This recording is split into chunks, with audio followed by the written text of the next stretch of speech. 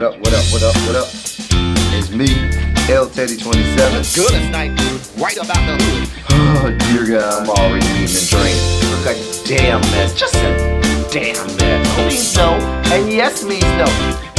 What up, what up, what up, what up, what up, what up? What's good, people? What is up? What's up, what's up, what's up? It's me, L Teddy 27, and I am back for yet another review. This, ladies and gentlemen, is going to be our review for Queen Sugar. It is season 6. It is episode 3. It is entitled You Would Come Back Different. You would come back different. All right, so I'm going to save that part of what I was about to say for the end. All right, we start off. Prosper comes home. The Borderlands are there. Everybody's there to greet him. Happy, happy, joy, joy, dot, dot, dot, dot, dot. Billy is there, but she's, standing in the background, going back and forth with Charlie. And there seems to be some jealousy at how interactive he is with the Borderlands as opposed to how interactive he is or has been with her. Put a bookmark in that, but there's we got all of the not all of the backstory, but a whole lot of backstory on that this episode. We go to Avi's restaurant. She packing meals for that lady that's staying in the motel with her son or whatever. Hollywood catches her sneaking money out of the register and putting it in there. And he don't say nothing. He don't even let her know he sees her. And we'll get to that too. Then we down at the town hall or parish hall or whatever you want to call it. And they're having a meeting. They had set up a meeting with the Black Collective. So Ralph Angel's on the phone and he gets a call from, I guess, one of the people that helps work with his crop or whatever. And come to find out, the crop is not going to yield what he thought it was going to yield. And it's probably not going to be, a lot of money that comes from that crop. So, you probably can imagine there's overhead that you have to pay and labor and everything. And is he going to have enough to even break even and stuff like that, much less the profit? Because the crops don't look good according to the lady. Anyway, he's banking on this money that they're supposed to get from the USDA. And remember, if you remember that in actual real life, that bill that God, I can't think of the name of the bill, the COVID recovery bill, pandemic recovery bill that passed, whatever, that gave people all of the money, the checks or whatever. A part of those had the one that Biden passed had money, and we talked about this last review, for black farmers, and so they're banking on getting this money or whatever. That's what Ralph Angel was banking on. Anyway, Billy comes by. She's coming to represent Prosper. And, Ralph Angel said, yeah, I invited her. She worked down to a law firm. And she said, listen, I'm a paralegal, but I've worked on a lot of redlining, cases or whatnot. So I'm here to help with that. They get ready to go in. The sheriff is there at the door, waiting for them at the door. Okay. And he was like, they were like, why are you here? He was like, I can be here. This is a public meeting. Come to find out, him and all his white people are there because now you got, white people showing their ass like normal. Now, I don't live in rural America. I've spent small stints of my life in rural America, and the white people in rural America are always who they are. They don't pretty much change. They're just as racist, always. They don't stop being as, racist as, I don't know. But it seems to me that the Borderlands seem to be so surprised at the latent racism by these white people in this parish. This is a small rural town where white people do these things. But I guess. Anyway, Hollywood catches Vi sneaking the packages into her car. And he makes her take him down to wherever she's going. So they go to the hotel, they meet the lady, we get the lady's backstory. It was supposed to be all touchy-feely. I wasn't really feeling it like that because I ain't into touchy-feely, all emotional kind of stuff. That's just not my zhuzh. Anyway, and we find out that she has a history. The husband been beating her the whole time they've been in a relationship. But when he lost his job, she lost her job. They at home together. He taking out his frustrations on her was okay. But when he started taking out his frustrations on the wife, on their son, that's when she drew the line and had a problem. So that's when she got away. Back down to the DA. Back down not to the DA, to the parish hall. The USDA representative is there, and basically, long story short, he tell them, listen, we ain't got no money for you right now.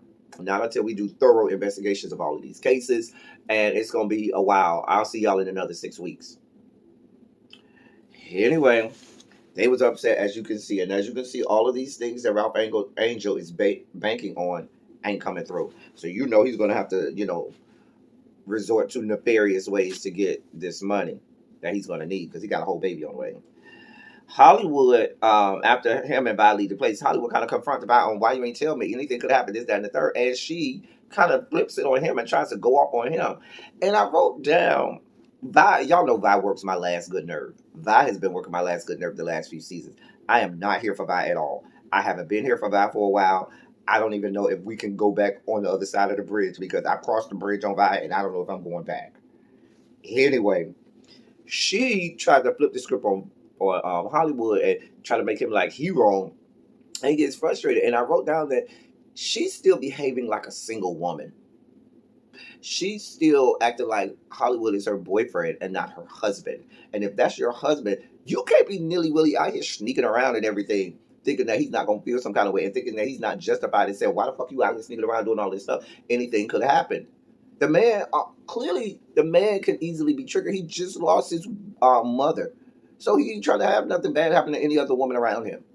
But you going off on your little tangents or whatever, it was a mess. Vi is a whole ass mess for me. And I wrote down, this old dog ain't trying to learn no new tricks. It's a whole mess, and I can foresee them going down. It's one thing after another, after another, after another between Vi and Hollywood. And Hollywood keeps being the bigger person, keeps having to do the right thing, keeps having to look past what Vi does. But what ends up happening when somebody keeps having to be the one that always has to say, you know what, I'm gonna look past that.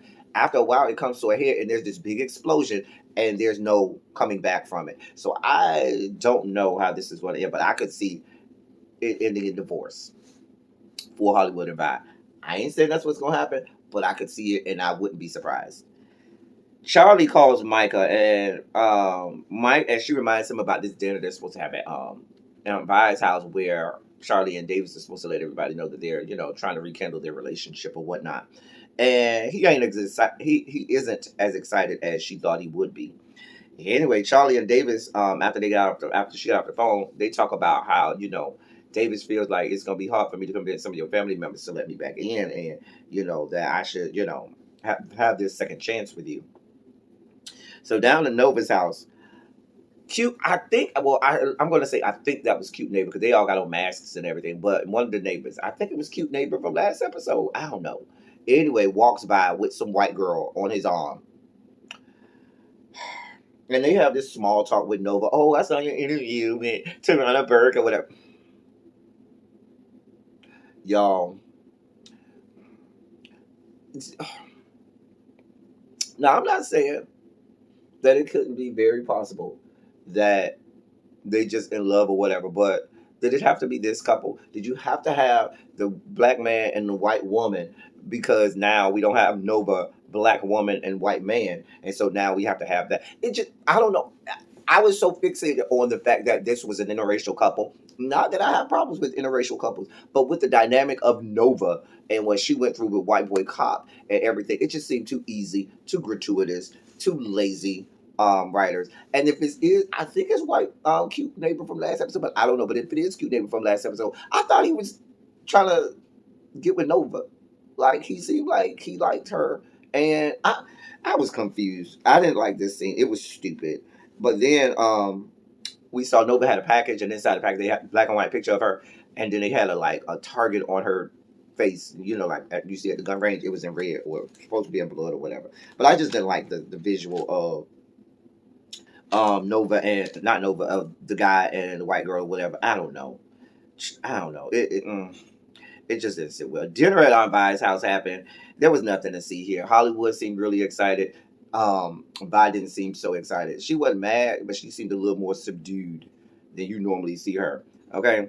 Hollywood then opens up the spot, and Vi brings food and drops it off and goes home because she says she's gonna have girls' night out.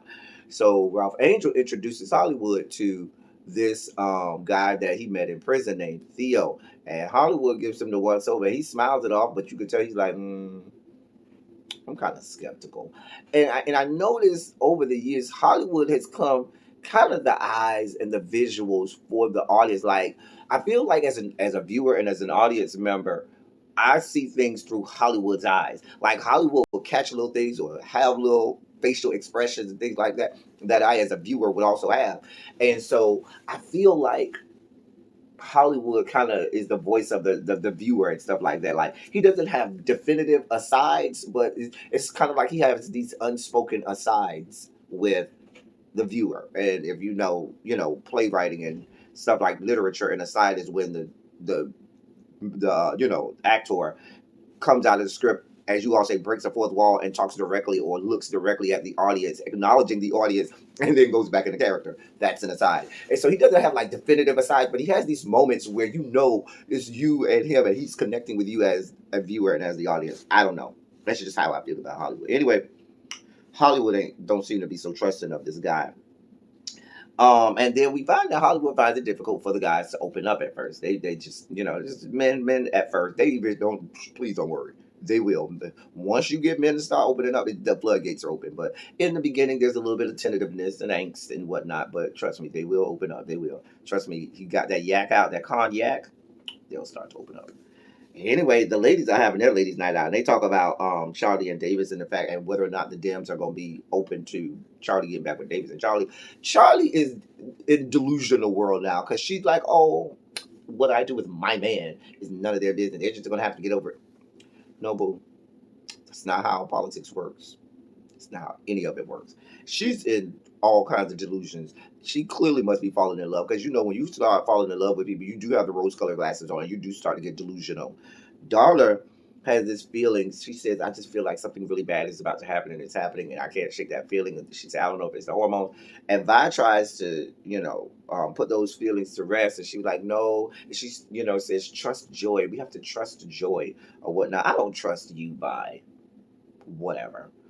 At the spot, Hollywood tells the story about his mom first saw the fedora, the hat that we saw, and how the white lady made his mom feel, and how that made him feel seeing his mom being treated like trash by the white lady. It was supposed to be a cute little feel good story. It was all right. Vi's back at Vi's house at the ladies' night out. Nova briefly brushes over how Billy hurt her and did something that she couldn't come back from. She didn't say specifically what it was. Then Vi says, well, I don't really care for her either after those rumors surfaced about her and Jimmy Dale because she was almost family and there was rumors about her sleeping with Jimmy Dale. And she said that almost broke me because Billy was like family for me. Down to the spot, they leaving. And the guy Theo and Ralph Angel had to talk. And Theo said, I noticed you kind of seem, uneasy, like, everything good at home, everything okay, you have a lady problems. He said, usually that's either lady problems or money problems. And he was like, look like you probably have a lady problem. He said, no, I ain't having no lady problem. And so he was like, you have money? He was like, listen, I help you. I got this thing I'm doing. And so Ralph Angel was like, nah, I don't really get down like that no more. I don't even remember. It was so long ago, back in season 1 or 2. What did Ralph Angel selling drugs or something? I don't remember what he went to jail for. Or was it shoplifting or stealing? Some Ralph Angel went to jail for. It was so long ago, I can't remember. I'm sure y'all will put it in the comment section because I don't even remember it that far back. Anyway, he was like, nah, it's this easy thing, and all you got to do is sit in the car and drive and you can just drive, and we're gonna do all the heavy work. You just sit in the car, and when it's time to go, you just drive and go, and we take office equipment and computers and stuff, and nobody nobody's gonna miss it or whatever. It never goes that easy. He was like, well, he was like, this company called Landry Associates or whatever. He was like, I know that family. I don't want no parts of it. That's what his mouth said now. Anyway, as that money and the bills start to come up, we'll see. So the next day, Ralph Angel and Darla meet up, I guess, with the company that's going to be doing the midwife stuff. So they meet the lady, this, that, and the third. Long story short, they ain't got the money to pay for this. I don't know that Ralph, because remember, Ralph Angel quit that job. Darla ain't working nowhere in America. I don't think they got no insurance nowhere. How y'all gonna pay for this? And you banking on these checks you're supposed to get from the USDA. They just told you it's gonna be at least 6 weeks, but they give you an update. Not before you get checked, before they even try to give you an update on where they are. A mess. Anyway, Donna was like, listen, we done maxed out on payday loans. We ain't got this kind of money. I just go ahead and go to the hospital and have the baby there. Also, I think it might be time for us to bite the bullet and swallow our pride and ask somebody for help. That means Charlie. And Ralph Angel was like, no, don't give up on me. I got you, dot, dot, dot. You ain't got nothing. You getting too old for this, Ralph Angel. You are getting way too old for this. You are a husband, a father, about to be a father, second time over.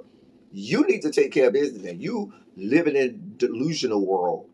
is not the grown thing to do. You need to do better. You get too old for this, Rob Angel. Now you get way too old for this. I guess Micah is at school and the security guard runs by chasing after somebody, and Micah has like this panic attack. You know, he has a panic attack and he's over there, can't breathe, has to sit down and all of this, that, and the third. Remember the dude, his friend or whatever? I don't know. Remember, I don't know if it was his friend or his fraternity brother or whatever, but he helps Micah through this and tells him, listen, just calm down, breathe, breathe, breathe. I noticed that be telling Micah to breathe, breathe, breathe. Micah still got on his mask. Dude done took off his mask. Should it have been the other way around if you telling Micah to breathe, breathe, breathe? But whatever. Um, Something about the interaction between them two. Stay tuned. Anyway, Hollywood helps the little goes to buy a shop. The lady and her son are there. He goes over and sits down with the little boy and helping the little boy with the motorcycle. Say, I got a motorcycle too, but it's a big one. He helps the little boy fix his little motorcycle. At first, Vi seemed, her eyes were giving out, oh, that's real nice, that's cute, this makes me happy. Then at the end, I noticed a change in her eyes and her facial expression. It seems to me Vi is not in tune with Hollywood being chummy with this little boy and helping out the lady and the little boy as much as he can. It seems like she wants that to be her thing, and she doesn't want um Hollywood to help her with that or Hollywood to be a part of that. She just wants that for her own. And she seemed to be a little jealous at the relationship, the budding relationship that Hollywood has with this little boy. Like her eyes gave me that she wasn't as happy as we'd like her to be with this relationship between Hollywood and that boy. And I don't know. It could be part of it is she knows she could never give Hollywood a son. She ain't got no kids. And so that might be part of it. It might be she feels like he she's jealous of the attention because Vi likes attention. She likes attention. So it could be a whole lot of things. Stay tuned for that too, because I want to see where that goes. I don't know. So Nova goes to drop off some a meal to Prosper. This is where everything comes out. Prosper in that sleep. Nova gives it to Billy. Billy says, you just gonna act like we just can't talk. And Billy says to Nova, you just gonna act like we can't talk. And Nova said, you need to start by apologizing. Matter of fact, since you want to go here, let's go here. And she does her whole Nova thing where she's talking, and I can't believe you do da da da. Long story short, Billy told Ernest about Nova being a lesbian. And so she says that tore up the relationship between Ernest and Nova until Ernest died, because maybe Ernest was not in tune with the whole Nova being homosexual. Anyway, so basically Billy outed Nova to her father, and so Nova was like, and that was vile. And it came out of my mouth as soon as it came out, simultaneously as it came out of Billy's mouth, because I was like, vile. I was like, because I was like, girl, you put 20 on 10. She was like, that was vile. And me and Billy said the same. I was like, vile. And this is coming from somebody in the Rainbow Push Coalition, okay? So after that, she was like, you hurt me too. She said, yeah, we were 18. I hurt you. You hurt me too. And so she tells a story about how all of the rumors between her and Jimmy Dale, she was trying to tell anybody who would listen that she was raped by Jimmy Dale. She was an 18-year-old senior in high school who was raped by Jimmy Dale, and nobody would listen to her. The Borderlines wanted no parts of her. I'm sure that stemmed from Vi, because y'all know how Vi gets. When she get in her little moods and get in her emotions, she ain't trying to hear nobody, and she consumes the atmosphere. She consumes the room. She takes all of the energy out of the room, and nobody else is allowed to emote any type of emotions or energy or feelings. Vi does that every chance she gets. And so I can imagine a young Vi who's married to Jimmy Dale, who's jealous of this little girl who probably was real fine back in the day, and she was ready to believe the rumor. And she probably told them, don't y'all go over there and talk to her, this, that, and the third. And so the girl was reaching out looking for somebody to hear her story because she had been raped, and nobody would listen to her. We know Prosper wasn't listening, because Prosper will even admit he wasn't the greatest father. He wasn't a good father at all to her. He wouldn't listen to her. He didn't have anything to do to help her. He was so caught up in the borderlines and all that they got going on, and he was seeing it for them way more he was doing for his own daughter, which is horrible. Now, y'all try to make it like Prosper is, oh my God, he's such a wonderful person. That's how you see it. But if I'm Billy, I see a whole different side of Prosper. I see a whole different side. I see a man who said to himself, I'm going to be so ingratiated and so in tune with this whole other family, neglecting the family that I'm supposed to be taking care of, which is unfortunate. And sure, Billy went away and made a life for herself, despite everything, and did everything she needed to do. And you're so proud of my daughter. I'm so proud. I'm always bragging about her. I'm sure you are. Because she did that despite you and your fuckery, Prosper. See, this is where Prosper, no, Prosper, you wrong. And now it makes sense why Billy interacts with the Borderlands the way she does. Because one, the Borderlands abandoned her when she was 18. That's why, she didn't want no part of her, because none of them would listen to her when she got raped by Jimmy Dale. Her best friend, who's a borderline, abandoned her. And I'm sure Vi was putting 20 on 10 and telling the rest of the family not to even have no parts of her. Prosper perpetuated that when he paid no attention to his own daughter. So then she was like, I was getting ready to leave and so forth. And I came to your house and your dad was home. And I spoke to your dad and he listened to me and he talked to me and he made me feel like he believed what I had to say. And I was jealous that you had a father that would listen and I ain't have that. So I decided to hurt you because you hurt me. And I told your dad that you was a lesbian. And that's how it happened. It was a lot. Nova was like, yeah, choke up them, drive them tears, honey, because she over there crying. You are vile. And she, drive them tears, honey, because it didn't go. The story ain't never the way you picture it on your end. There's always a whole nother side to it. Prosper, I look at Prosper a whole lot differently now. Prosper, I ain't here for you. You all of this fatherly person to Ralph Angel and all of this, that, and the third. And you got your own family that you ain't have shit to do with. You're, can't get with it, Prosper. Sorry. No, no, no. And now at this stage, it's not up to you, Prosper. It's really up to Billy. It's up to that child. Once that child is grown and gone on and has their own family of their own, you as a parent can't try to say, well, let me try to salvage this relationship. I'm not saying it's not possible, but it's not up to you at that point. It's up to that grown adult who said, listen, I want to reach back and try to salvage a relationship with my parent who blew it the first time. Not here for it, Prosper. Prosper. Well, all of that good stuff they try to make you out to be, you ain't shit. Because you over here just a doting, wonderful father figure for this whole other family, and you ain't gave your own family shit. That's a horrible example of what a man should be and do. I'm sorry. Just gotta call it like I see it. Anyway,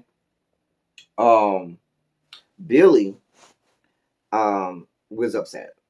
And I can't say I blame her. Nova had to dry up her little crocodile tears and move on with life. Anyway, at the end we have this scene with Davis and Charlie at David. I guess that's Charlie's house.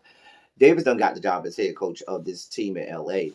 I don't know how you get a head coaching gig that fast, but sometimes it happens. Like we see it happen with a few players in the NBA that come out of the league, they have no coaching experience and they just automatically get head coaching jobs like a Steve Nash and a couple other people. Jason Kidd did it as well. Anyway, he asks her about moving to LA with him or whatnot. Also, they talk about the fact that the Democratic Party may not be as open or as okay with them being together. And he was like, I'm not looking for the fame and fortune no more. I don't want the glitz and glamour. I don't need all that no more. I'm not looking for validation from other people. I just want to do my job, going on with business life and everything. But if you're going to be in a relationship with a politician, it doesn't work like that, sir. Sorry. And her talking about, well, it's all going to work out. I got a plan. Everything's going to be great. Girl, it don't work out like that. That's not how these things work. She's living in delusional, bizarro world, thinking that she can have it all. Because he was like, she says, I want to have it all. No, boo, that's not how things work. You cannot have it all. Everything is just not going to be handed to you. It doesn't go like that. It just, everybody ain't go. I don't see the Dems accepting her and Davis's relationship that easily. And then they take this couple picture that both of them put on their social medias about them being, I guess, back together. And it goes off from there. I can see bad things happening with this next episode. Listen, I am still in love with the show. It's just that I'm not as in love with it as I was. It is, I think the peak of Queen Sugar is behind us. And I think we're on the downward spiral. I probably think I think they got another season after this. That should be the last season. It's time. It's time. Love this show, but the best of the show is behind us. And yeah, we'll see where it goes from here. Y'all, let's do what we do. Let's get in the comment section and about what we saw. Until next time, that's all I got for y'all. Thank y'all for coming. Y'all drive safely. I'm out.